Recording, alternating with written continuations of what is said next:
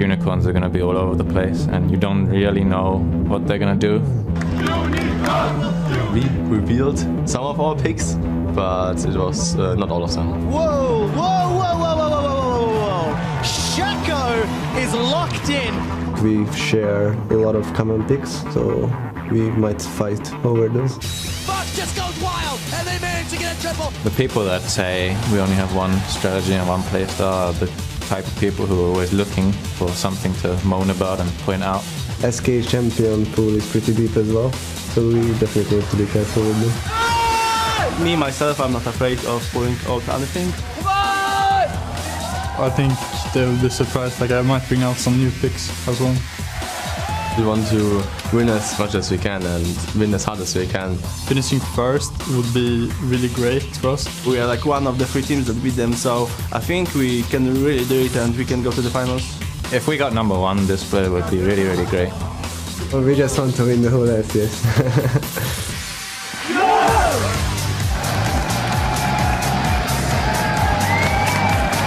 Welcome, ladies and gentlemen, to the European League Championship Series Spring Semifinals, broadcasting to you live from Berlin, Germany.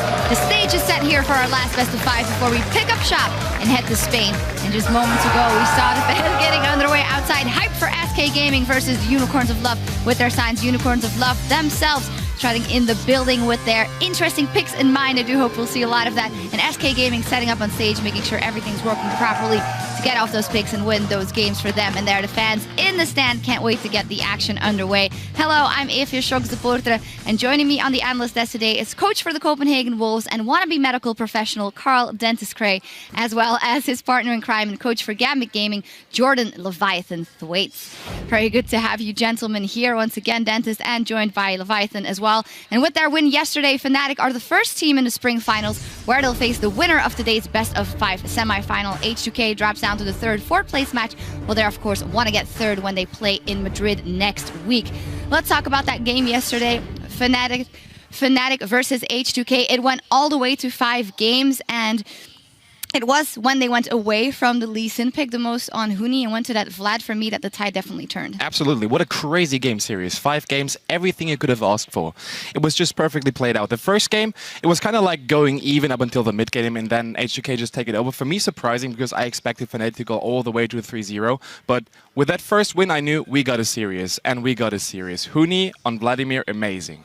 Yeah, one of the things that I am looking forward to see if H2K can fix in their 3rd place match is it seems like they lost their composure going into games 4 and 5. When you play a series, you need to be able to be ready to play all 5 games, and yeah, I'd like to see them be able to take the series the whole way next time. Yeah, good point. You definitely saw them falling apart bit by bit in for game 4 and then in game 5. I'd like to talk to you guys about how you have to adapt to a series like that. What do you do as a coach as you're in picks and bans and one of your players' roles is entirely banned out and you're left guessing? I think one of the things you need to have prepping in or going in is having a diverse champion pool. Normally you need 4 or 5, but if you expect to be targeted banned, sometimes you need to expand to 7 or 8. And if you're unable to do that and you notice both teams are banning out the same lane, maybe you hold back a couple of the bans because you're expecting them to cover the top lane bans as well.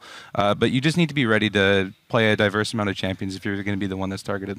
Yeah, absolutely. Yesterday we saw 6 top laners being taken out of the picture, and that kind of smalls down the pool of Huni. He was trying to make the Lee Sin work.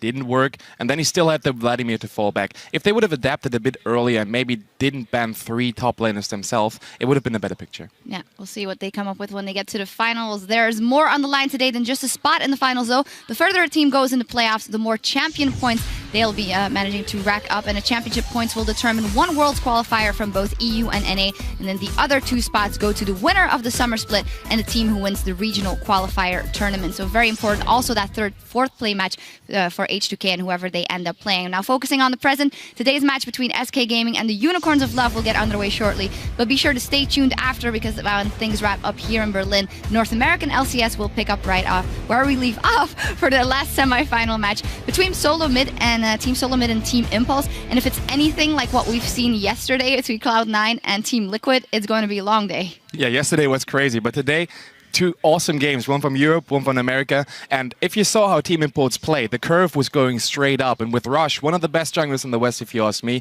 that's going to be a really interesting series. Yeah, I can't predict the winner because TSM is TSM. They're one of the best. I think they're the best team in North America. But Impact, is playing extremely well. I think TIP has a legitimate chance of beating them, so I can't call it. Either team that wins won't be a surprise to me. Yeah, let's hope for 5 games there and 5 games in this one as well, and then we're all set. But before we get to today's games, we want to check in with you guys. Tweet at LL Esports and tell us what is your favorite pro champion combo used in a playoff so far and why. So which pro playing which champion, Dentist? Yeah, for me, I got 2. I got to stick with my own series, so I'm going to go 1 for Copenhagen Wolves and 1 for HK. First one, Youngbug on Hecarim. He wasn't known to be a carry player, but in that games, on that Hecarim, he was stepping up huge. He was trying his best to win the game, and I think he was amazing on the champion. And the second one, Ryu on Zed.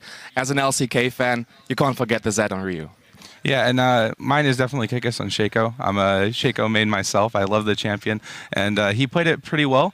And one of the other things as well is his team really worked well with him. They knew exactly what they needed out of the Shaco. They played the split push correctly, and yeah, I just really enjoyed the game. Even if we were on the wrong side, I really enjoyed the game. Yeah, really stand up for you of giving some praise to that Shaco and that Kikis. And as always, be sure to tweet your answers at LL Esports using the hashtag LCS so we can talk over your responses with our analysts here later today, and I'm sure they'll have a thing or two to say. For now, though, it is time to dial in on the match at hand. The first seed, 15-3 SK Gaming versus the LCS own Cinderella story, the Unicorns of Love. Starting with the lineup for the SK Gaming as they are on the blue side for game 1 with Freddy122, Svenskar and Fox, Forgiven and Rated, and their coach Innerflame dominating the season so far, only dropping 3 games. And Freddy said in the intro, yeah, people want to pigeonhole us maybe and say we only have one style and maybe just people want to moan, but it's not to moan about. They just play the way they play just incredibly well. They're 1-3-1. They get Forgiven ahead. They get their objectives. It's not moaning. It's actually more praise coming from our side. Yeah, and they played the 1-3-1 really well. It was unstoppable at the beginning of the season. They were just rolling over everyone. And then in their game against us, they pulled out a Katarina mid, very good in-team fights, and they showed that they were able to play it well. I think had we been more prepared and more ready for the Katarina, it could have been a closer game. But it just showed that they're willing to pull out unpredictable picks. They're willing to play a different style other than 1-3-1, and they're successful with it so far. Yeah, for me personally, it's not moaning, it's praising. If you got that one style and you just play it out that perfect, there's nothing much to add. Just roll with it. Yeah, absolutely. If we dial in on a little bit of the individual players on that team, obviously we always talk about Forgiven. We talk about how solid Freddy is in that top lane. Maybe turning our attention to Fox. You mentioned Katarina. Fox is one of those players that you don't... It's not the first thing that comes to mind when you think of the strength of SK Gaming. He kind of goes under the ropes but still gets the job done. For me, Fox is one of the most underrated players in the whole split. He's the mid laner that has to work with the least resources out of almost everyone. He's going to sacrifice a lot of farm for the other lanes, especially for the AD carry, and he still makes it work. He single-handedly carried on so many games and on so many champions, especially his LeBlanc. That guy is just amazing, if you ask me. Yeah, there isn't much else to say. Like he plays extremely well. He has a lot of limited resources, and he always shows up. He's a wonderful player. Yeah, a lot of good things about that team, and they're going to have to pull out all the stops because they're up against the decidedly more magical Unicorns of Love today with Vizichachi, Kikis, Power of Evil, Vardax, Hillesang, and their coach Sheepy. They played you guys last week well, and they gave a masterclass in adapting to a best of 5. Honestly, gave you guys a run for your money, and yeah, just kudos to them because that's the thing we praised coming into them. They can play off meta picks as we are joined by a Unicorn himself, and he made it work. Yeah, no, it's really difficult to play against Unicorns of Love because we spend the whole week scrimming against H2K, Copenhagen Wolves, and they play their champions, and we had a bit of success with the compositions we're running, but when they start playing things like Udyr and Shaco, you can just throw all the practice out the window. So if I was SK, I'd be a bit worried, We'll have to see if they're lactose intolerant or not. Well, as we were joined by a Unicorn seemingly, tell me about what your vision on that series, especially Hillesang. He turned out to be our MVP, and I think he also lined out a lot of the pick and ban strategy for them because he was so good on Morgana. My brain tells me SK, but my heart tells me the Unicorns. I just love that bunch of people. Like, they're crazy with their picks, they're crazy with their players. They're a bunch of nice guys, and I'm all in for this. I want to see 5 games today, and I want to see the Unicorns passing by. All right, well, we'll see how it turns out. How do you think Hillesang is going to do in this one? He never was the MVP in the weeks before, and then it seems like he's taking the pressure and going to a new level. Hillesang, for me, was the MVP last week because he was just amazing on Thresh. He was supposed to be a one-trick pony on the champion, then he showed up with a Morgana, just huge vision control, skill shots, just amazingly overall. And I don't think that SK is going to ban any one of those support champions, so he's going to get one of the 2, and then he's going to perform. Yeah, and I think like watching the VOD review in preparation for the series, his Annie play just added an extra dimension to their win conditions. Like his Annie play itself was a win condition, so we had to remove that, and then we just lose to his Morgana. And when he steps up like this during the playoffs, it just really shows the type of player he is. This guy is clutch. Yeah, and especially when you're mentioning the support player and you have to start out banning on his champions against a team like the Unicorns of Love, who obviously have bannable things in both the mid lane and the top lane and the jungle, although you can't really go for that. So what is your vision on like how the pick and bans will go? I would say that in a standard game, SK Gaming would almost always win against the Unicorns of Love, but it's going to be so important if they try and predict what they will pick or ban out. It's not the route to go for SK Gaming. Yes. You can go ahead. Yeah, two things you can do. Either you can ban the Shaco and the Udyr right away from the get-go in game 1 just to deny that, but I wouldn't do that myself because there's a lot of other good prepared. So if you ban those two, he's coming up with something crazy, Vega jungle or something like that. So you can't really ban them out. The picks and bans in this game, if you're SK, it's going to be tough. You can take out the Shaco, you can take out the Syndra maybe for Power of Evil, but you can also just ban out one lane or just ban meta picks. I don't know. Like if I would be the coach, I didn't know what to do. Yeah, I really have no idea what to ban either. Like, I think the Annie ban is good, but then he's shown that he's able to play other supports. I think you just go in, maybe try to find a strategy that you want to play. If you're SK, find the champions that you like, the composition that you want to play, and then ban the champions that are problematic to that strategy. And then, obviously, from going from game 1, you can see what they want to do and then adjust accordingly. And then if you're on UOL side, I would try to put Forgiven onto Caitlyn, ban maybe 2 or 3 AD carries to put them on Caitlyn, and then find the champions in your pool that are strong against Caitlyn, because he's shown a liking to that champion. He likes to pick it when the enemy takes Annie, and maybe you can find a way to put him on Caitlyn, take Annie, and then just have a composition that's really strong against Caitlyn. All right, something else we can look at is picks. Kikis, we've mentioned it, of course, before already. He's going to be crazy. He can pull out anything, and that jungle, he's actually part of our featured matchup. We have Kikis versus Svenskar, and I think because Kikis is always coming out with those crazy picks and then carrying or influencing the game in some way. But Svenskar, what a fantastic jungler also, who also kind of flies under the radar but gets the job done. Yeah, absolutely. Like for a year, he's been one of the best junglers, if not the best jungler in the West, especially in Europe. And that guy just screams early game aggression all over the place. He's highly mechanical skilled. He's all over the place, going into the enemy's jungle, just hunting for his prey, and he's just stacking it up. KDA. Everything. He's a monster. He's my player to watch for. All right, yeah, and definitely Kikis. The guy is diverse. Obviously, he's shown he can play Udyr, he can play Shaco. I have no idea what this guy is going to play. He's going to be flexible. If the team wants to play a different style of strategy, like a different win condition that isn't in the meta, this guy can bend over backwards to make it happen. So we're going to definitely keep a close eye on what he's picking today. All right, foregoing maybe picks and bans and the crazy things, is maybe SK Gaming so strong in what they do and the way they play the game that in the end it doesn't matter what the Unicorns of Love pick? No, I don't think that. I don't think that at all. Like, Unicorns is a team that can adapt in the series. We saw that against Gambit, and Unicorns also a team that's going to come up with some crazy stuff. And if you're SK and just playing your game down, you can definitely throw them over. And if not Unicorns, who else? Yeah, and having experience playing against Unicorns, they make you play your style. Like, we had compositions, we wanted to play them a certain way. They didn't care. They forced skirmishes. We had to skirmish with them. And if they're able to, find through their studies and exploit in SK's gaming style, I'm sure that they'll be successful. It's either going to be SK playing their strategy and making it happen, or UOL is going to find that cheese pick, that cheese composition, and they're going to make SK play their style. Mm-hmm. What about the mental aspect of coming into this game? Obviously, the Unicorns of Love, they're riled in a little bit in the playoffs. They played that quarterfinal. They went all the way to 4 games, and they made that work. SK Gaming, they've had 2 weeks to kind of scope everything out. So how will that have influenced both teams? I don't think that it will influence them at all. Like, just by talking to the Unicorns, they're just all calm, relaxed guys. And they are realistic about what their chances are today. They are prepared. They have a lot of self-esteem, and they're going to try to make it work. I don't think that has any influence on it. If any, they have more practice because they practice against Gambit. Yeah, no, I think the extra week of playing is going to be helpful. The edge SK has is they've been able to sit back and watch all of the regions. They've been able to see, TP Smite start to evolve. And when you're practicing for a quarterfinal match, the last couple days you can't really innovate. But I can assume that they've had enough time to practice, find the compositions they want, and they could pull out some crazy stuff here. Yeah, pull out some crazy stuff as well. Let's hope so. Before we head to the caster desk for picks and bans, we're going to hop on stage where Pyrotechnics is standing by to talk strategy with the minds behind these squads. Thank you very much, Shox. I am, of course, joined by the Unicorns of Love, Sheepy, and SK's Inner Flame. First of all, gentlemen, thank you for joining us. Good to be here. It's good to be here too.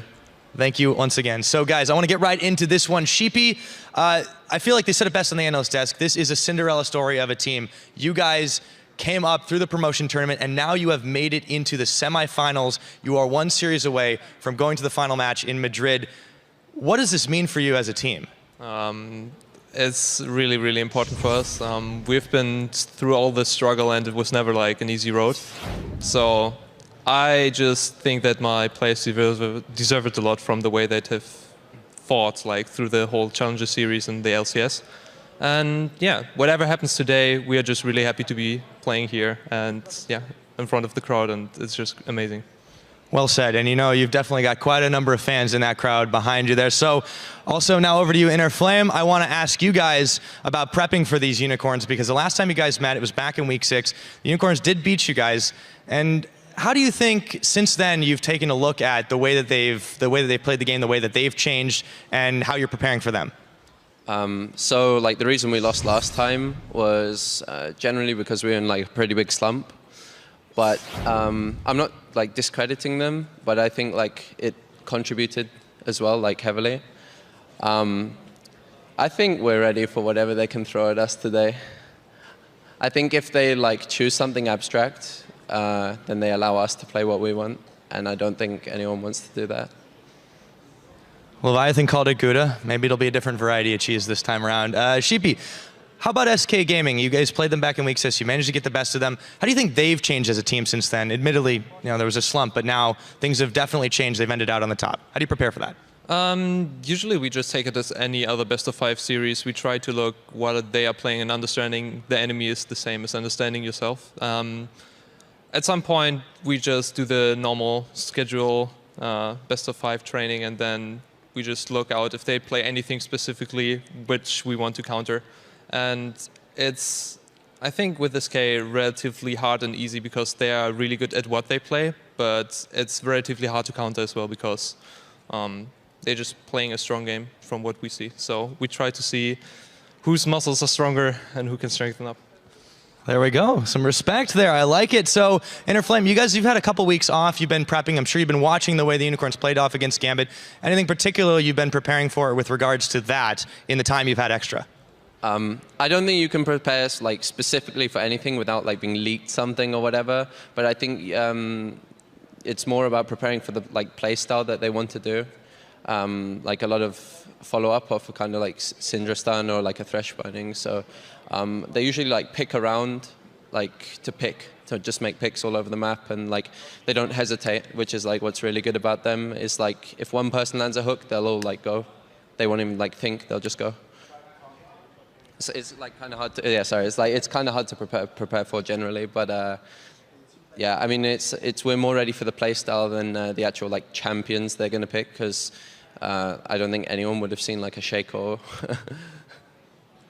I don't think so indeed, but well, maybe we'll be seeing that. Maybe we'll be seeing something different. Once again, gentlemen, thank you very much. Best of luck in your match today.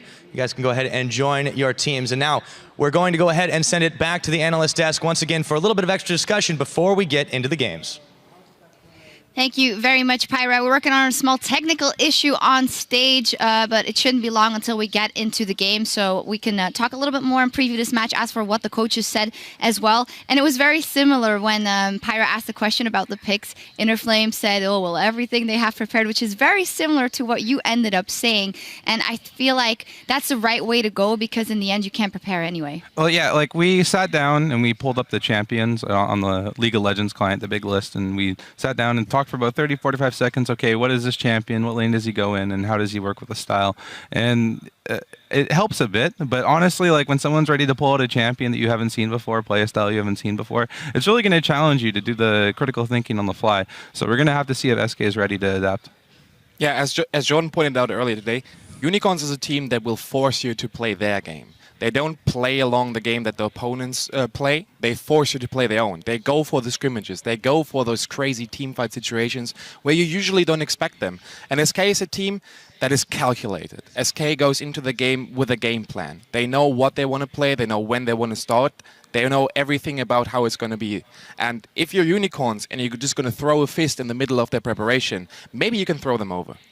I think Unicorns and Fnatic are kind of similar in that way that they press the go button and they go, but in my opinion, Fnatic can control it a little bit better and maybe turn it off when they shouldn't take a skirmish. I think that might be a risk for the Unicorns of Love in this one. If you go too far once versus SK Gaming, they are just going to tie it down and get the advantage of that. But we had similar situations in the game series against Gambit Gaming. There were situations where Gambit clearly didn't want to fight, and still Unicorns somehow managed, whether it be with a teleport, whether it be with a support who comes from the flank. They have those situations where they just force you to fight. Just remember the quarter kill of Orianna. That was the game-changing and almost a serious-changing moment in that fight. Yep. You didn't want to take that fight, and still Unicorns managed to do it by brute force. And SK is a team that is not safe for that. Right. And I think one of the things that you'll look at with teams is they'll line up the map, they'll look at the objectives, call the next objective, and then they'll try to find opportunities to fight.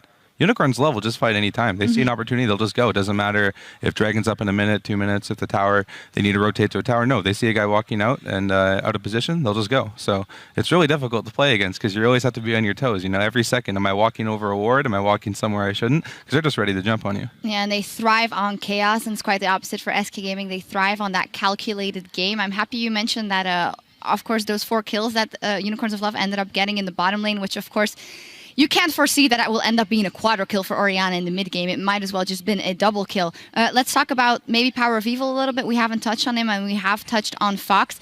Inconsistency was the name of the game for the Unicorns of Love in this split, and a lot of that hinged on how Power of Evil does or doesn't do. Yeah, absolutely. If you look at the wins that Unicorns of Love had, whenever they won a game, Power of Evil was the one carrying them. Power of Evil was the one having a huge impact on his lane. He was the one getting the lead, the gold lead against his opponent in the mid lane. And then he just snowballed off of that, getting kills, making picks, putting out huge amounts of damage in the team fights. Whenever they lost the game, Power didn't have the impact that he maybe should have had. So this game series will actually be a lot about Power of Evil, because if he's ready to lead his team into the battle, then it can go either way.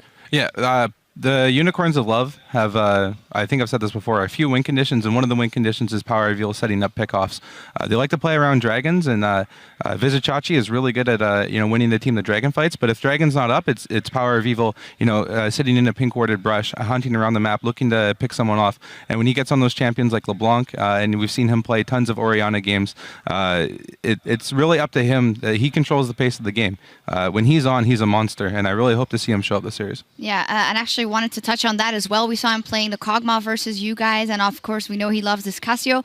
I still love to see Power of Evil on champions like a Syndra, like a LeBlanc, and just go in and go ham immediately. Why do you think he strayed away from that a couple of times? And as you say, he wants to control the game, but for a team as Unicorns, I don't think you should try and bank on going late game with an Orianna or a Kog'Maw, because your style is to get fights early. The Orianna makes sense, and even the Kog'Maw in a slight regard. We played a lot of them in scrimmages, and they had games where they made the Kog'Maw mid work. But in the series against Gambit, and whenever they played it in LCS, it just didn't have the impact that you want to have from your mid laner, especially if it's a carry mid laner like Power of Evil. Today, I want to see him on that Cassiopeia if it's open. I want to see him on that Syndra if it's open.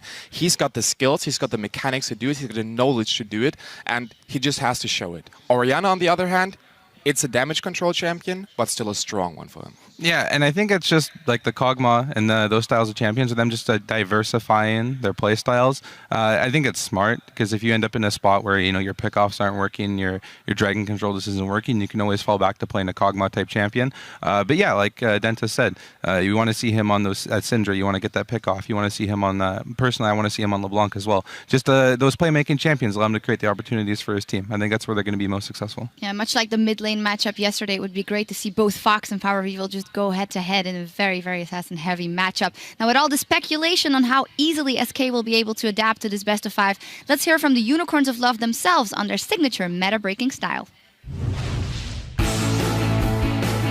Well, since the start of my career, I always played what I thought is strong. I always had in the back of my mind that this can be strong if I have right conditions, right setups, and so I was always one that wasn't really afraid of trying to pull something out. We just look for our champion strength, and then we actually wait for a perfect scenario to happen in the pick and ban phase where we can pick it. Well, okay, that's a new one. The man bear pick of Udyr has been locked in. I was practicing Udyr, like spamming in solo queue, practicing in scrims, and it's really great versus like team comps that don't have sustained damage, and there's like a lot of tanks. Do it! Do it! He's going in! Flash! Bear! Slap! Udyr is on the board! Like, there is always a purpose of picks in the meta, so when we go for these off-meta picks, let's say for a sc2, then we generally tend to go for a split pushing style. We just try it out in scrims, and if it works out, we are not afraid to even pick it into the LCS. Whoa, whoa, whoa, whoa, whoa, whoa, whoa, whoa, whoa. sc2 is locked in for the first time in 2015. The craziness is continuing. I have like 150 games overall throughout the last season of sc2 games, and I know what it's strong against and what's strong with. I don't think just because we are one game away, we can't really afford on playing anything weird, because we really wanted to win the 4th game, and we are sure that with this champion select we can just go onto the semis. In their debut split of the 2015 season, Unicorns advance to the top 4. I think a lot of the teams are afraid, or maybe they just don't want to waste time on practicing something that might not work. But in our team, we take our time to test picks, theorycraft about this, like strategize. We have a lot of trust in each other with it. Yeah, there is never really a thought that this won't work. So if Kiki says, I'm confident in playing sc2 right now, then we said, okay, let's go for it. We trust into the person's idea, and we try to make the best out of it. I trust in my teammates in their like picks, because they do the same like with me. I have my signature champions, and when we tried the Katsuyori combination, they were really open to it, and it was really successful. We did see Power of Evil get given the Omen of Death, and the Unicorns of Love come out with a fantastic team fight. The meta is constantly changing, and it gives just new opportunities for other champions to rise as well. I think it's still possible for us to surprise enemies, because there's always a way to find new stuff that's gonna work if we have the guts to do it. So, for example, versus SK, we still have some things we want to play against them and put them off guard. So, yeah, it's definitely achievable. Hello, ladies and gentlemen. I am Trevor Quickshot Henry here with Martin DeFiscio Lunga. We are moments away from jumping into SK Gaming versus Unicorns of Love. We apologize about that technical delay. We're about to kick off this best of 5 picks and bans. We have no idea what to expect. No, I mean, when Unicorns play, they can pull out everything. However, I do think we're going to see some changes compared to the Gambit game, where they ran these very slow scaling mid laners for Power of Evil. They can't do the same against SK Gaming. You need a strong mid laner here. I want to see Syndra, LeBlanc, so on from Power of Evil. And I want to see Kikis as well. Have a jungler that can fight against Svensson in the early stages. Otherwise, you simply lose that mid lane. Svensson gets to invade on you, and the entire thing just falls apart from the Unicorns of Love. So they have to change the fairly slow early game. We want to see some different champions from Power of Evil. Well, we will see what Power of Evil and the rest of the Unicorns decide to lock in. This is, of course, the second semi-final. Teams are playing for a spot against Fnatic for a top-of-the-table finish in the spring split. Syndra off the table from Power of Evil. Hecarim take away from Chachi, and Graves from Forgiven. Wasn't expecting a double 80 carry ban, personally. Well, it's been one of the strategies teams have used against SK Gaming. It's not because Forgiven can't play other 80 carries. It's because SK Gaming as a team has kind of struggled when they didn't have this lane bully for Forgiven, where he can be super strong in the early to mid game. What Unicorns are trying to do here is push him on that Caitlyn, where yes, he's going to have a fantastic early game, but his mid game is going to lack quite a lot of damage, and that's where the Unicorns can try and fight them. Meanwhile, I like the Syndra ban from SK. We just talked about how Power of Evil has to be able to play these early game mid laners. That was one of them. That's another one. So Lulu taken as the final ban, removing Enrated's champion pool, considering SK banned out Annie as well. Unicorns of Love going to be sticking themselves to the IEM theory of how to beat SK Gaming. Cassiopeia locked in for Fox again to deny Power of Evil. All of the junglers in the world are available. All of the top lane tanks are available. And there's a number of options for both of these teams going forward. I mean, we have seen Maokai a few times from Vizicachi, but he's also a top laner who likes to pull out new things. The Smite teleport meta has now come to the top lane, and I'm sure he has certain champions prepared for it. Shyvana would be open in that situation. Otherwise, Morgana here for Hylissang, which was such a fantastic pick. obviously coming in from the Unicorns, and the Gragas, which we saw H2K play all 5 games yesterday in the jungle for Kiki. So not a strong duelist in the early game, but just fantastic in the team fights later on from this Gragas here, and all the CC you bring to your team. Well, Hylissang earned himself that MVP of the quarterfinals thanks to his Dark Bindings early on. He's going to have a difficult task against Nami.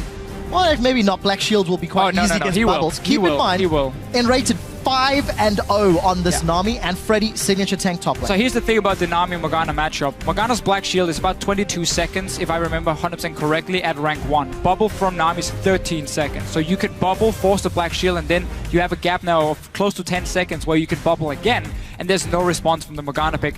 This also opens up for Caitlyn for Forgiven, which is one of the strongest 2v2 lanes you can get, forcing the Unicorns of Love into a lane swap. And then I have to keep that in mind with the next few picks. You cannot lock in a Poppy and then be forced into a lane swap. So this Sion makes a lot of sense in that case because he's so good in a 1v2 situation. Well, we'll find out if Unicorns lock it in, and they do. Sion top lane Jinx for the AD carry and leaving themselves the option to counter pick that mid lane. Forgiven has run Caitlyn traditionally in the LCS, ran Tristana a couple of times as well when his Graves and Lucian were taken off the table. He does lock in the Tristana as a secondary option. SK got a lot of scaling here. They do, and it's another combo they have run before where they have Nami just to offer some early aggression in the laning phase where Tristana is very weak after her changes here. Obviously lost quite a lot of early damage, but still, with some scaling, she becomes still very strong, and she's fantastic at pushing down towers. And as you mentioned yourself, SK Gaming here, from mid lane, top lane, and AD carry, we're talking late game monsters in big team fights. And that's one of the changes we've seen from SK in the last week of the LCS. It's no longer just about 1-3-1 split pushing. This is way more team fight focused. They played Katarina in week 9 and they did the same. They were pushing early on to get that lead. Once they had it, they went in towards the mid lane and started team fighting as a unit around dragons, around buffs in the jungle. They're looking to do the same here once they scale up. So SK Gaming got the team fight. Deficio, off air, we were talking about Cogmore in the middle lane. You said you didn't like it because Unicorns did not have a strong laning presence. Power of Evil has said to Svenskeren, I dare you to invade my jungle with that mid lane pick. The reason I'm a little bit worried about this pick is because when they played it against Gambit, they fell behind in every single early game. What they did so well, however, was punish Gambit for making some very obvious mistakes, which allowed them to get to the late game point, or at least to the level 11 point for Power of Evil, where he's gonna hit his massive power spike. What he's doing is always going tier into Luden's Echo. You hit level 11, you bind Elixir, you get a blue buff, and you just group with him and you just start sieging down. That happened, or could happen, because Gambit made mistakes early game that gave Unicorns of Love enough gold to hit that point and be strong enough. SK Gaming is a team who's shown multiple times, if you give them an early lead, they don't make the same mistakes. They don't allow you to get back in the game like Gambit did against the Unicorns. That's why I'm a little bit concerned. But because there's a Cassiopeia which is good in the laning phase, we're not talking LeBlanc who's going to one-shot you in that situation there. So I want to see what they're going to do, though. Well, there's your team comps, guys. Hit us up for the first time today at LOL Esports. Hashtag SKWin if you are behind the #1 team from the regular split, or hashtag UOLWin if you think the pink power ponies will pop SK's bubble. And we are not seeing any of those unique picks straight out of the gates. We've had a lot of discussion between Dentist, Leviathan, and all the other casters off air about whether or not you pull out the Shaco, the Udyr in game 1, or whether you save it for later in the day. UOL have got a non-standard EU team composition. We don't see that AP Cog middle often at all. Only from them, Only honestly. from UOL. And they played it, as we talked about in the quarterfinals, against Gambit quite a few times. Same setup with also the Jinx. And again, the whole objective here is don't really do anything before you hit level 11 for Power of Evil. You get rank 2 of your ulti, you get that Luden's Echo, and you start sieging up. All he has to do is land 2 ultis on one target, and that target is forced away from the tower, opens up for the Jinx to come in now and just melt these towers here in a matter of seconds.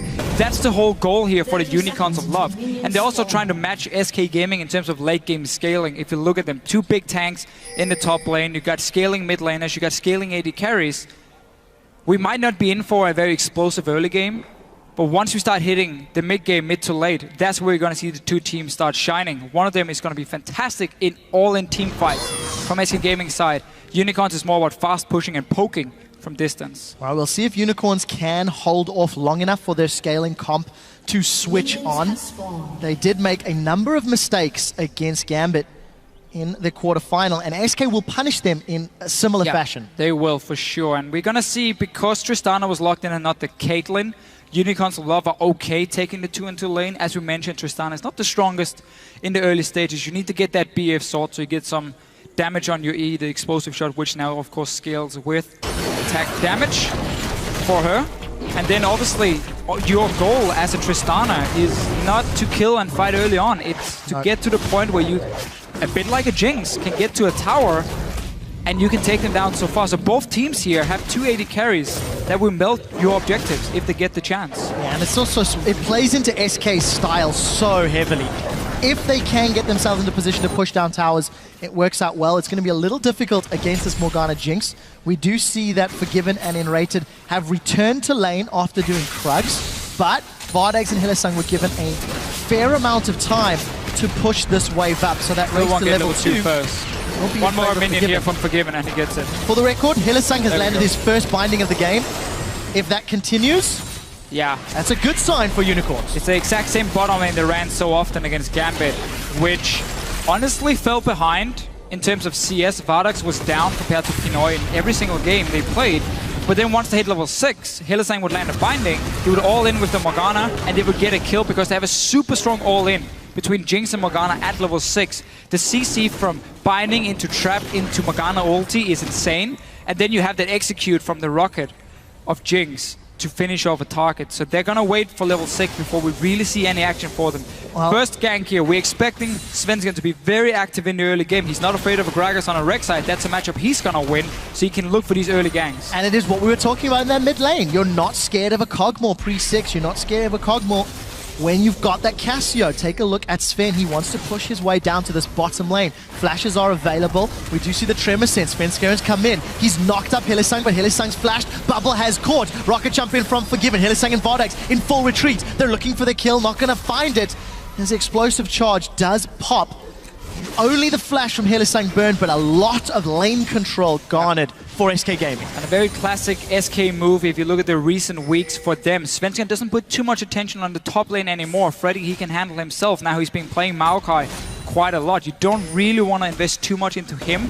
Instead, you see Svensson around the mid lane and the bottom lane, especially when they have a matchup that can snowball. Tristana and Nami here, if you start getting a lead, you can force these bubbles here.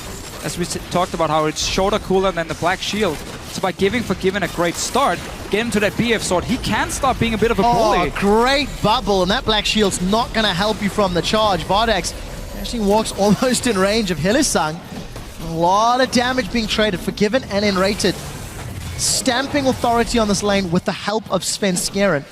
It has hurt him a tiny bit, but he's yet to back, still sitting on that Hunter's Machete. And this is a very late blue buff pickup, thanks to that early gank presence. That might throw off UOL if they had a ward they were thinking anything. Thank you for that one. Time. Again, you're not looking to invade Power of Evil. He's going to need a lot more levels before you really want to start fighting around it. And again, you have Gragas into a Rek'Sai. So Unicorns of Love will have the timer. We have to see if they want to use it for potentially a dragon. What you can do is when the second blue buff spawns in the game, you know the mid lane and jungle is going for it, then you instantly rush towards a dragon when they're stuck on the opposite side of the map. But that's all in the future, and again, the Unicorns not really looking to do a whole lot. The first few levels, you gotta get level 6 in your bottom lane, and you need a level 11 in your mid lane before we really start seeing some plays from them. Well, we'll see if they can make their way there safely. Power of Evil farming up, already back to pick up that relatively early tier. Fox still farming away that middle lane, not pushing quite as heavily as maybe he could have, as he has decided to just back. You see Freddy jumping in on Chachi as Hylissang lands another Dark Binding. Needs a zap for his troubles, Ignite burning away. And Vardags is going to take a pop from that satchel charge. Good trade for Unicorns of Love in this bottom lane, but Enrater's got a full mana bar and will slowly be able to heal Forgiven back up. And also with that early gank here, we see a difference in items from the 280 carries. Pickaxe for Forgiven, he got to push in the wave, had a CS lead as well, while Vardags was forced back and only got double Thorn. Svenska now is in the top lane trying to force a flash. And I think he's going to get it. blizzasc2 low mana actually just walks straight out. Take a look at the river though. You've got Gragas and Kog'Maw coming up. That's level 6 with Living Artillery. We do see an instant flash away from Svenskeren as blizzasc2 is now joining the fight. Freddy does have access to that Maelstrom, is going to pop it down. Forced a flash in reply. And all of a sudden, Power of Evil burns Ghost for 2 flashes from SK. Let's just talk about what happened here, because Svenskeren decided to gank the top lane while his own mid laner was back in base, getting that tier here. Power of Evil went back earlier, so once he returned to lane, there was nobody there to help or to do anything against him. So he pushed out the wave and started roaming when he saw the gank, and there was no response from SK in that case. Oh, Binding connects. It's going to follow into the Flame Chompers, and we do see Forgiven actually hopping forward. Ignite is burning away on Vardex as he's forced to flash and heal away. And this is just an action-packed bottom lane that Forgiven and Enrated have maintained control since that first game. I remember every single time they trade, Nami has a heal, Morgana does not. So the sustain is in favor of SK Gaming whenever they trade. There's no mana on him now. He's going to have to wait a little bit before he can throw out another one. But you see how every time they trade, Forgiven gets back some HP, can go in for another one. I like the other move from Unicorns before, timing the back of SK Gaming's players. He's saying, okay, there's no mid lane at the moment. We can roam and counter gank up here. And obviously Svenskeren shouldn't have gone for the gank in the first place if he knew there was no response from his own mid laner. Well, we got to give some praise to Unicorns. There was so much pressure on their shoulders to survive through the laning phase. It's still early days, only 8 minutes on the clock, but they're keeping relevant in CS. They've responded to Svenskeren's ganks despite the weaker lanes, but they need to keep this up, and it's a difficult scenario. Also just, honestly, slower scaling champions from SK than what we normally see. It's normally assassins in the mid lane, it's a lane bully in the bottom lane. And that's where you can't pick that slow scaling come from Unicorns of Love, but because they saw what SK Gaming were picking here, they could still go for their tried and tested style themselves. Didn't have to worry too much about SK just rolling over them in the laning phase. As you can see, it's been a bit of a farm fest. Only in the bottom lane is a big difference. And that's also due to the gank from Svenskeren, but also Nami being a fantastic laner. Well, Forgiven manages to just hop away from that Dark Binding from Hylissang. As we do see Kikis making his way towards this bottom lane. It looks like he's going to come in for a gank. His body slammed over. That's a flash barrel. Forgiven is going to flash away from that Dark Binding. Continues to get chased down. Less than 100 HP as Hylissang and Kikis will look for that last hit. Hylissang doesn't even go for the kill. Lets Kikis secure it. First blood to the Unicorns. Very clear that Forgiven wasn't ready for that one. blizzasc2 ran into a crab, I think. Oh, and the Dark Binding connects onto Enrated. We do see the Super Mega Death Rocket into the giant smiley face. Kikis is looking for another one. Decides to back away. And look at that. blizzasc2, the unstoppable onslaught. I'm pretty confident he hit that Scuttle Crab. Was trying to set something up middle, didn't work out. But Unicorn, first kill. Bottom lane gank here, Kikis, he jumps into the bush and he doesn't wait, just throws the ulti instantly here, knocks back Forgiven. Such a nice setup and no reaction in time from SK Gaming. Super important first blood for them, because now items, tables turned here. Jinx got to go back, afford a BF sword, only had the Dawn's Blade from the first one. And Forgiven, not even close. Average Blade and Longsword. Suddenly now the all-in potential of Vardex and Hylissang is going to be insane. And SK Gaming has to be careful in this bottom lane, 2v2. Well, we'll see what they can do. I just got confirmation from our observers. Chachi was in fact running away from a gank down the river to safety. Not forced to burn that flash. So thank you for that update, guys. Take a quick second to look at the itemization. Kikis working his way towards the Cinder Hulk, of course. Tier still stacking for Power of Evil. You touched on the BF sword and the impact that Vardex will have against Forgiven, but look at the damage onto this tower. Forgiven gonna back away, Satchel Charge chunks it down, and truthfully, Hylissang and Vardex have been defending their objective for the entire 10 minutes. There's no summoners now in the bottom lane for SK Gaming. Kikis should return down here. You know Hylissang has such a high success rate on his bindings here. Aim to land one and then just all in with the jungle as well. Get that kill, go straight to the dragon, and suddenly you secure an early objective. SK Gaming knows this can happen, and they're trying to react before anything goes on here. So Freddy has walked all the way down from the top lane. There's TP in just a few seconds for blizzasc2 here. he can push in the wave first and then TP if needed. Well, take a look at those ward differences. As you can see, SK clearing out. Svenskeren significantly lower wards. And we'll see whether or not this lack of vision comes to hurt SK. They've rushed the dragon down so quickly. It is secured by Kikis. He throws in the barrel of the smite and picks up dragon number 1. He failed flashes. He face plants and Chachi drops him down with the help of Power of Evil. Now SK are scattering to the wind. Unicorns of Love are trying to grab control of this series. Freddy is going to get chopped down by the Lumberjack and the rest of the Unicorns as Svenskeren are forgiven, are trying to back away. 3 kills, a dragon and 1,000 gold. This is exactly what the ponies wanted. Couldn't wish for a better start. blizzasc2 here, not really feeling too much in trouble. Gets to back away as well. So the Unicorns kills dragon as well for Kikis here. That was a dragon started by SK. Freddy walked all the way from the top lane down just to take that dragon here and back away before Unicorns could pull off any ganks that could then lead to a potential objective after. Completely backfire. Kills for Vardex, kills for Power of Evil. That's the important one here. Wait for that Luden's Echo. Wait for his rank 2 ulti. And then you're going to see Unicorn start grouping and really be annoying. So let's see it again. Ulti in. And he gets it for himself. Sadly for SK, some missed flashes as well. Heartbreaking. And then you get a Sign ulti in your face. Well, you're not going to miss when you throw it down from that close. Still a lot of damage onto Unicorns, you can't deny that. Had the engage been slightly less favorable, maybe it could have been different, but all praise to Unicorns. They responded, they rushed into the dragon, and that teleport 1 second later, you never know, you never know. Well, good reaction time at least. That's what we got to give them. Not really any reason to figure what could have happened. We saw here from the Unicorns exactly what happened, and it was good for them. Good reaction. Chachi on this Sign. I mean, Sign into Maokai. It's not the most exciting lane in the world. Well, a lot of faith in favor of the Unicorns of Love. A little bit of a lane gank. That was a flash away from Freddy. Scared of the barrel. Summoner spell blown. But Unicorns, definitely their playstyle is pulling so many fans. And you know, one thing we're going to touch on, SK Gaming during the regular split went 15-3. The only teams they lost to was Fnatic in the finals, H2K in the semi-final, who dropped to Fnatic, and the Unicorns. And as it stands, Unicorns have put up a very strong fight against a slightly different flavor of SK. We're not seeing the same. That's safe to say. Yeah. Safe to say from SK. It's not the same lane bully style we have seen before from them. But and it's not a massive lead either. This is only game 1 for them, and it is also a chance for SK to see if they can pull off one of these compositions here. Kikis, he's ready to steal more things away from Svenskeren. Might even try and look for a fight. Well, Dark Binding does not connect. Svenskeren still trying to sniff around. As we see first item completed here for Power of Evil after the tier.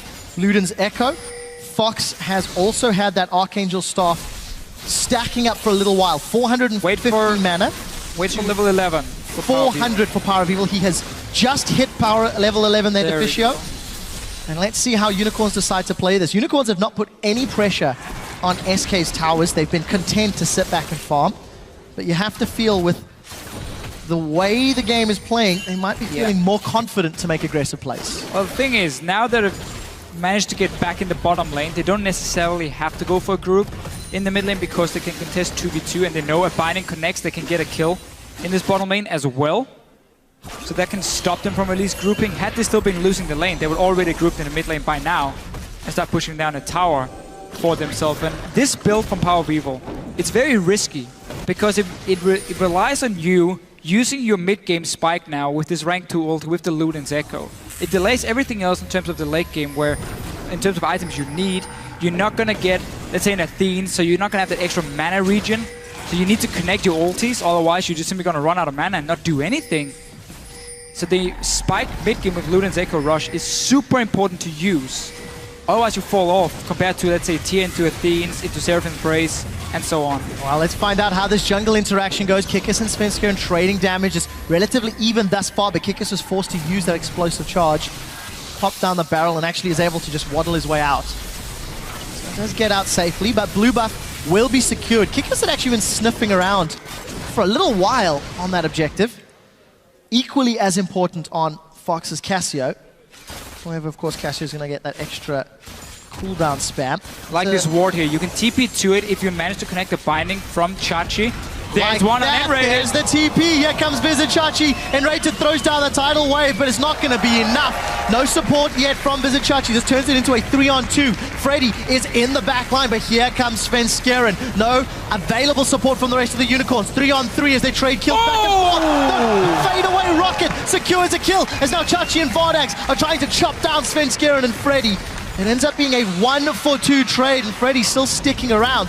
Defensive Void Rush from Svenskeren as Kikis was shoving down the top lane. What more can the Unicorns get? They won the fight, and they're going to put pressure on the tower as well. Yeah, they get a lot of damage in the tower here. Will most likely be able to take it if they stay around for another wave. Seems like they don't want to be too greedy, though, and just backs away from this one. The wave is also fairly far away, but this is why they're keeping the lanes going and don't group with this fed power beetle or fairly fed power beetle in the mid lane, because they know land one binding, you can all in. They even had the teleport coming in on that ward, and it paid off. Those 2 kills more. Vardax, despite losing in CS like he did against Gambit, he picks up all the early kills on this Jinx, and that helps him get to his late game point a lot faster despite losing in farm. Vardax 3-0-1, sitting on around 2,000 gold, is about to shop, picks himself up that Infinity Edge and Berserker's Greaves. Unfortunately, by sticking around and being frustrated by Freddy, it allows SK to secure an uncontested dragon.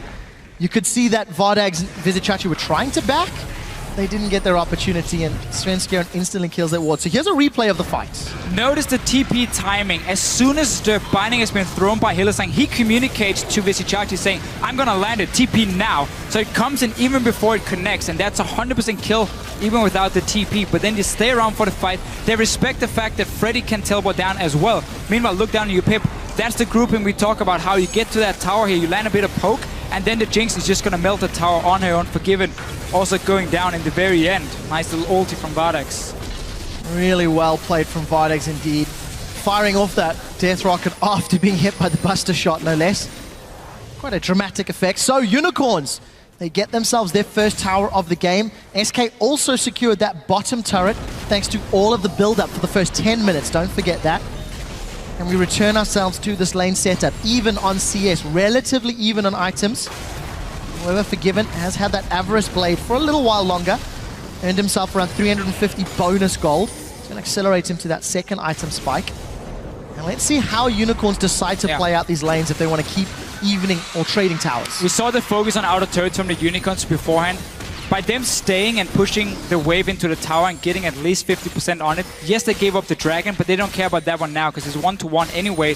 They care about getting at these outer turrets so they can start sieging on the tier 2 ones. It's a lot easier to ward your flanks the further you get into the enemy territory, because then you just ward the entrance to the jungle instead of the entire river being warded up at the tier 1. So let's say you're grouping on the mid lane. So for them here, the value in getting an outer turret was higher than taking a dragon, and that's why they stayed after getting those kills beforehand, and now they got their bottom lane outer turret. Power Beetle still looking insanely strong with the Luden's Echo. If I know him correctly, he's going to aim for Death Cap and a Void Staff as the next few items, and all he's trying to do is simply buff up the damage of the Luden's Echo, and every time he connects on ulti, he's going to take 30% of your HP. If you connect on the second one, you're forced back to base, and you cannot defend your own tower, and that's what he's aiming to do, simply by buffing up the Luden's Echo damage as much as possible. Which is different because he doesn't actually have the best AP scaling, so you don't need a death cap. It's just simply for as much damage on this one item. Well, it has worked thus far. We've just broken the 20-minute mark in the first game of this series. And Unicorns, they're up in every metric except towers. More gold, except dragons rather. One extra tower. They're ahead in CS. Overall, and doing a very good job. We touched on how important it was going to be for Unicorns to show that with a standard comp, they could match SK's Redding laning. needs to be careful here. It's very obvious the Unicorns will go for that top lane now, with the last outer turret. And Raider was on the bottom side. Not sure what he was aiming to do there, but it does mean he's very late for this, and the Unicorns can go 5 versus 1. Well, it looks like the focus is the tower for until that Dark Binding hits. The Mega Death Rocket comes out. The Power of Evil secures the kill. Svenskeren, you've gone in without any help. That's a double kill to Power of Evil. The bubble falls short because of the Petrifying Gaze. And Sven, you were on the wrong side of that team fight. SK Gaming is reacting very poorly here to what's going to happen next. And Rated showing himself on the bottom lane, at least walking down there, not even being close to the top side of the map. A wave had already been built up, and it was the last outer turret. You know the Unicorns want a group right now. You know they want to push down your towers. Try and read the minion waves and get up there in time, or leave it. Don't have Freddy stay on the tower on his own. There's nothing he could do. He has to back away, or you need to have 5 guys there ready to try and defend it if you want him to stay at least, and they were not. They were split out on the map from SK. Unicorns of Love are doing everything correct at the moment, and they're getting all the towers down. And just like that, the lead grows to 5,000 gold at 21 minutes and a 3-tower advantage. Unicorns of Love punishing Freddy for a trademark greedy style of play. How many times this split have we said Freddy shouldn't really be there, Freddy shouldn't really be in lane or pushing that, or defending that tower? It's something that has cost Freddy in the past, but has not always resulted in game losses. Let's also keep that in mind. But admittedly, 5k cold down and a completed Leandri's Torment from Power of Evil. Okay. If there was any more indication that you wanted to poke high health targets and secure safe objectives, that item screams it. It's pretty good if you build a Rhyalize as well, because then the slow will give you the double damage on the Leandri's proc, which is very effective. Now you're going to have to rely on them either walking your E, or you need to have a slow connect from maybe Kikis here if you wanted to get the double damage. So we're going to have to see if he goes for Rhyalize later on here for Power of Evil. Otherwise, it's not going to be the most effective one. If you also consider the fact that only Freddy is going to get an insane amount of HP. It is still, as you said yourself, this is purely, first of all, it's Snowball with the magic penetration, and then it's just poking out targets. You don't need to kill them. You just need to force them back to base so you can take an objective. And something else you got to remember, as long as Hilisan continues to play like a sniper, it makes Power of Evil's ultimate so much easier to land. Take a look at this. Aggressive play into Svenskeren, and the charge goes backwards. Sven forced to tunnel to safety. The Death Rocket gets interrupted as Fox throws down the Petrifying Gaze. Now Unicorns are split. This could be bad for them. Kikis is zoning away 3 members of SK in the background. Hylissang has gone down. Boom! Here comes Chachi. He curves the bullet, spins around a corner, and is now taking up 3. Pops the shield to pop Svenskeren. Here comes Power of Evil. He's low on mana, but blue buff is ticking away. Visit Chachi, roars of the Slayer, and he's going to slam down the decimating smash. Not quickly enough as Power of Evil secures the kill. It is a 3-for-2, but a slightly risky fight from the Unicorns of Love. A little bit being caught in the jungle. I think it's safe to say SK Gaming were ready for that one. For giving Gun himself a kill. Will try and take a tower as he knows the Unicorns are going to go for this dragon here. At least try and trade it. Oh, and Rated. He's in problems. I think yeah. Well, if Kog'Maw was going to eat anybody, he's going to eat the walking sushi. Now he's setting sights on Forgiven. That's a big hit, but watch the mana pool. Misses the second shot, and Forgiven's going to get away. I thought Power of Evil could have landed a few more shots. But here's a replay of that team fight. Yeah, so let's see it again. It is the Unicorns of Love. They're looking to fight here. Visit Chachi at the moment is pretty far away from the rest of the team, so they try and go for a pick on Sven. There's a nice ulti from the Cassiopeia onto Vardax. That's the important one. Power of Evil joining now, hasn't managed to land a lot of poke before the fight even started, and now Unicorns are split up. The tanks are not there at first. Visichachi's coming now, and Kikis is down here on the bottom side, holding off 3 guys. So there's nobody to stop Forgiven, but this is such a good ulti from Visichachi. The guy who got a double kill against Gambit as well. This guy on Sion. This guy on Sion. Made you make some noises I've never heard before. Super awesome to watch. And we just see the damage from Power of Evil. I mean, when you rush this Luden's Echo, it gives you so much burst.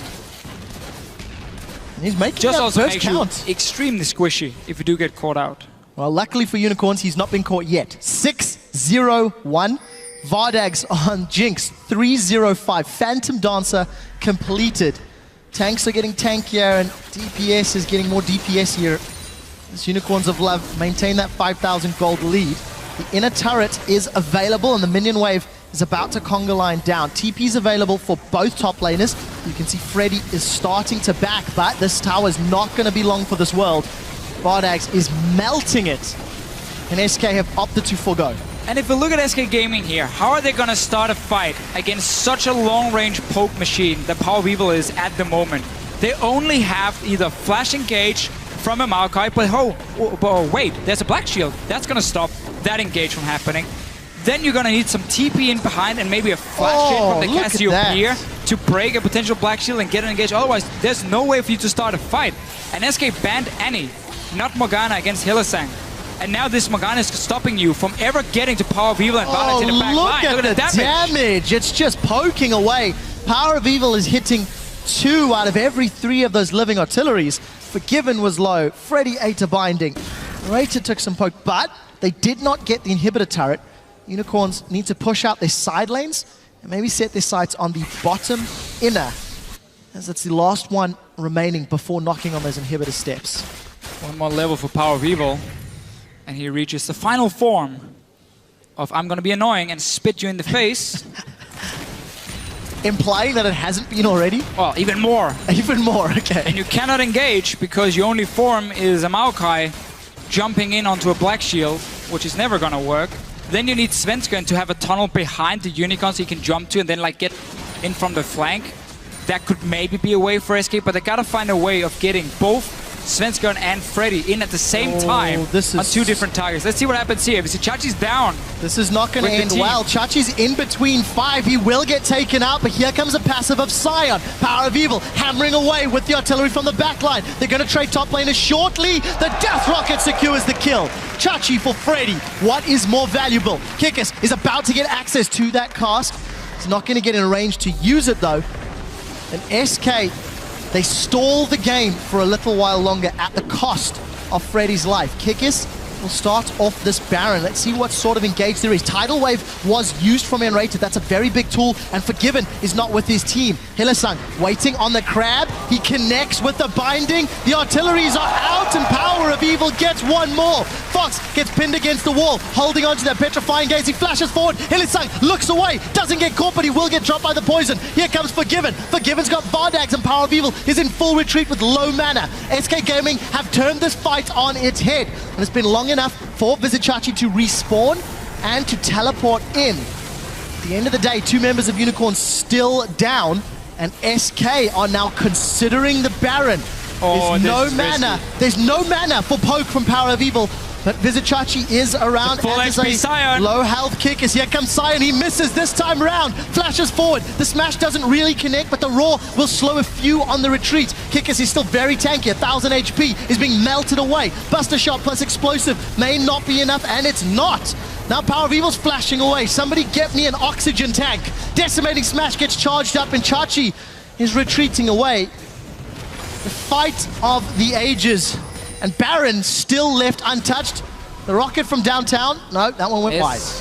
Went wide. We saw here for Power of Evil, this is why some players like their Athene's build, because then you can have these long fights, still get some mana back. He was completely out of mana, only sending 1 ulti, I believe, for the last half a minute here when they were fighting back and forth. But SK Gaming felt like they had to do something. Trying to force a Baron fight is a way of maybe splitting up Unicorns, maybe surprised him a little bit. Ended up, we can say it backfired, but then again it would have been the same if Unicorns had grouped on a tower, which is what they want to do. Unicorns don't need to start a Baron here. Go 5, go down to a tower, play that game. You don't need to risk putting your carries in a Baron pit where SK can get to them. I, for one, think that was quite a smart play from SK, despite the fact that it was sloppy and drawn out. Baron was not taken by either team. The inner turret in the bottom lane is still standing, and that gold lead becomes less and less as the game progresses, but as I'm busy praising the decision-making, Freddy finds himself really not in the right position, and all of a sudden, Unicorns 35 seconds without their opponent's tank. The cask is going to force the flash, and that means Enrated is really on the wrong side. Living Artillery is being spammed. He's dodged a few, he can't dodge the last. 2 members down, and all of a sudden, Unicorns of Love are knocking on the door. SK Gaming are forced to let them in. And the crowd erupts in chants. Unicorns with the first inhibitor of the second semi-final. They are showing up with the scaling comp. This bodes well if you're a Unicorns fan. As long as they stay out in the open where Power of Evil can sit and poke, if he's long range, he has a Black Shield ready if needed, then there's not a whole lot SK Gaming can do to stop them. Base is open. SK once again is going to try and see if they can rush a Baron and try and force a fight potentially there. Or see if they can catch the Unicorns off guard. Vardex is going to do this Dragon while the rest of the Unicorns are trying to stop this one. Sven is already being poked down. Kikis is looking for him. It's like shooting fish in a barrel when they're standing in there. I mean, you just poke in with your ulti from Power of Evil. Over and over. Until your mana runs out. Down to a third. Still no mana regen, despite having that Archangel Staff upgraded to the Seraph's Embrace. That is a trade-off, as we mentioned a few times. You get more damage with this build, but you get less ultis to use. In that sense. Luckily for Unicorns and Power, he's landed them. Oh, I absolutely love this one from Power of Evil. Because the Unicorns are so good at using it, from level 11, they do group up, they do play around him. And in games like this, when there's not enough engagement from the other side and you get a lead, there's just nothing the other team can do against you. Unless you miss position and you allow them to get a flank on you, you should never be able to die if you're Power of Evil here. And he has not. 9-0-2, still keeping track of Power of Evil's performance. You know, we were talking about this matchup. Forgiven, will he get sniped? Let's see. Shot after shot, he manages to get away. But to Fisher, you felt quite strongly that this series could be defined by Fox and Power of Evil's performances. Because when the respective mid laners do well, their teams do well. It enables their junglers, it enables the team's style to come out. And as it stands, Unicorns are rushing this Baron. Here comes SK. Freddy gets caught by a Dark Binding. Hylissang again. We did see the cast come up from Kikis. That was a little bit inopportune. Freddy's going to get chopped down first. The front line's away. Vardex manages to avoid the big stun of the Petrifying Gaze. He's going to get excited and force Unicorns back while Power of Evil snipes one more with the Living Artillery. 10-0. This guy, if there was fantasy points, he would be extremely happy. Yeah, when he gets a good start, he's shown so many times that he can just carry games for his team, and he's doing it here. Full credit to the rest of the members as well.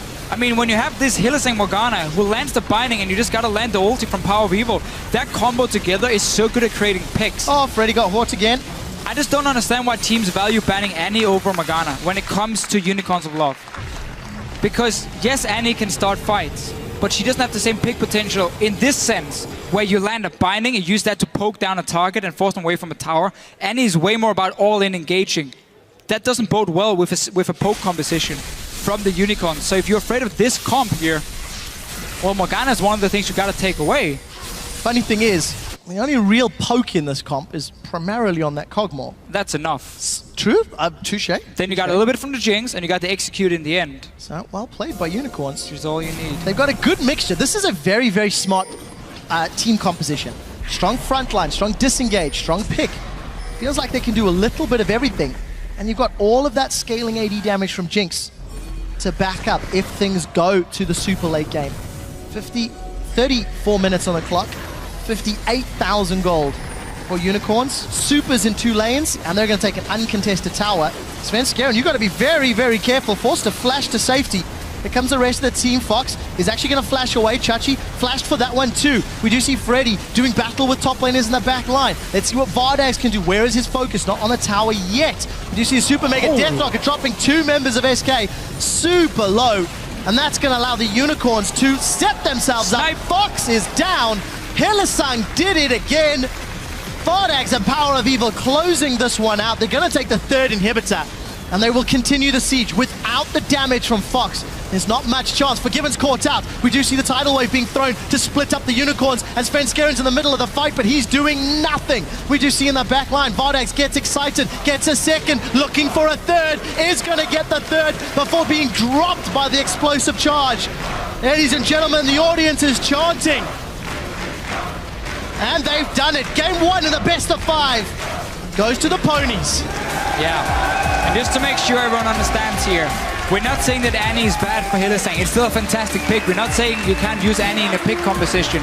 But in this type here, where it's about long-range snipes, the Morgana is just so important for Unicorns. Also, to prevent the engage. Because that Black Shield, when you're against the Maokai, that stops everything he can do to get onto your carries. He can only target one champion. It's a magic spell as well.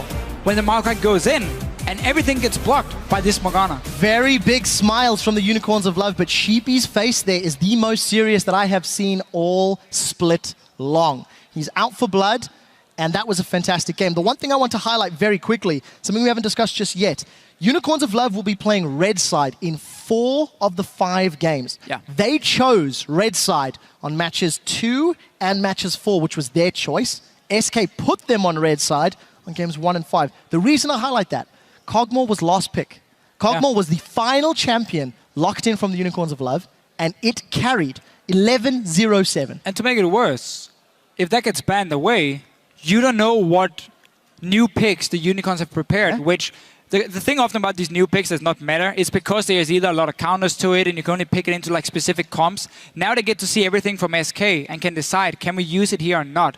And then we're going to have to see if they lock it in as a last pick, which is why it's so good for them. Also, the first pick in this game was Cassiopeia, which is not a champion we normally see from SK Gaming because they like to be able to roam early on and they like to be able to pick people off quite a lot. You can't do that on the Cassiopeia. You're fantastic in team fights. You have a good laning phase, but you need to sit and farm up here and you need to go as a unit and get these fights in. This is not a champion we normally see from SK because of that. That was the first pick. It was a takeaway from the Unicorns of Love. That's the important point, isn't it? So the fact that in their bans, Syndra, Hecarim, and Annie, so very targeted, taking away that Syndra from Power of Evil, which is the lane bully we were expecting. That is what we thought was going to happen. And then the first pick, Cassio, because again, you take Cassio, you remove the risk of Cassio Yorick, which Unicorns use to great effect. There are more problems for SK to solve in the pick ban phase. This one game, yeah. Even in total, because of the fact Unicorns have Red Side in 3 of the next 4 games. That's fair. I feel with Unicorns having the option to counterpick, it's more difficult for SK to pick ban. Here's just the weird thing for me, because this is a comp that Unicorns ran a week ago against Gambit. SK sat at home, watched the games, and said, okay, we can see everything they're doing, we can see the way they're picking them, and yet they pick in that Maokai as the second one and leave Morgana open, even though they know that Unicorns don't care about you taking Maokai if Morgana is on the table already. And SK picked themselves into this.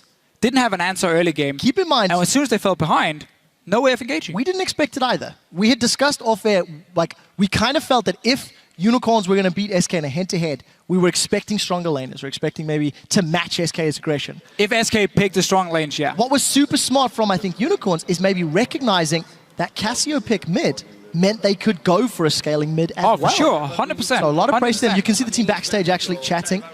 And again, this is a very serious, very, very interesting team to watch because they went 9-9 in the regular split. There were so many people going, where does the cheese end? Where do these unique champions, these one-off picks stop? They didn't use them a lot in the regular split, let's be fair.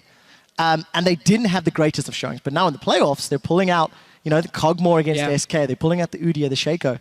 And it has worked out. Has worked out. It was only game 1. We're going to have to see what SK Gaming does now for the next one. I expect some new picks at least coming in from them. Well, we'll find out what they do. But to break down this particular match and UOL's game 1 win, let's hand it back to Shocks, Dentist, and Leviathan at the analyst desk.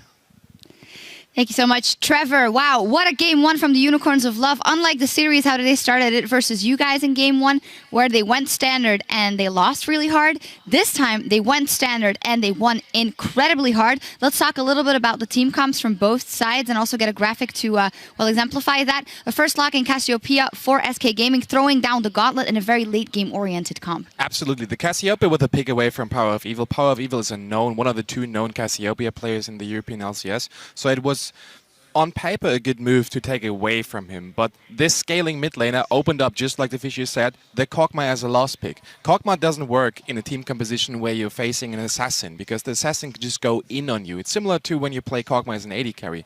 But in this case, Cassiopeia wasn't that big of a threat in the early game, so it opened up the late game scaling Kog'Maw, and he carried like incredible performance in Kog'Maw. Yeah, and I'm actually really happy to see Kickers pull out the Gragas.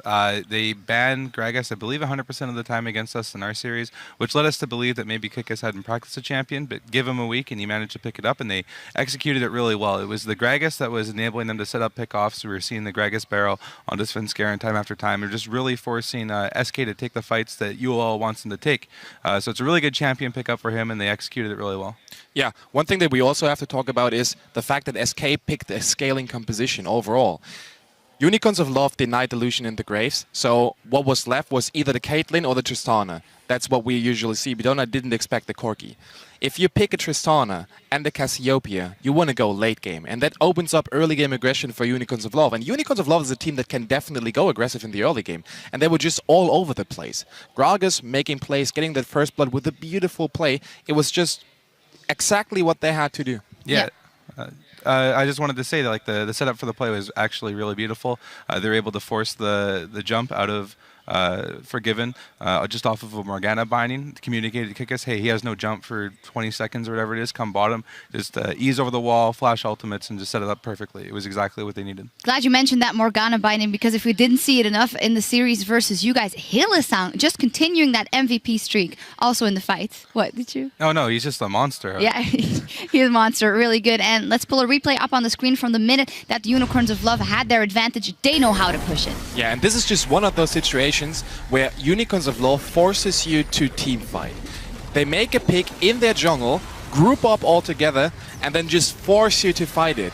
It started pretty good for SK. They were able to take a kill in this, but then just Unicorns countered with a favorable trade and the Drake right afterwards. So it was just one of those Unicorns moments. Yeah, and the thing about this, I think, is either you have to give up your jungler if you're SK, you have to say, okay, well, Svenskaren's just dead, and not take the fight and give up an objective, or you have to take the fight, a fight that, you know, you're not probably going to win because this is exactly what they want. It's a lose-lose situation based off of the setup from UL. And at that moment, actually, even though the Unicorns of Love was very ahead, the old fear crept in with me that we sometimes say for the Unicorns, they just go and they go hard even though when they shouldn't.